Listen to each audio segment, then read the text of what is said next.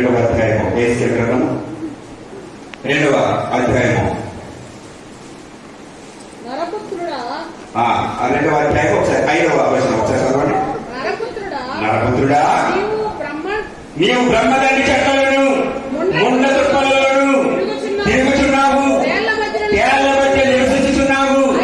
అయినను ఆ జనులకు భయపడకము, వారి మాటలకు భయపడకము, వారు తిరుగుబాటు చేయవారు, వారు భయపడకము. వారికి కాదండి, యెహెజ్కేలు చెప్తున్నాడు, నరపుత్రుడా నీవు ప్రవర్తిస్తున్నావే, నీవు బోధిస్తున్నావే, నీ వాక్యం చెప్తున్నావు కదా, వీరు ఎవరో తెలుసా?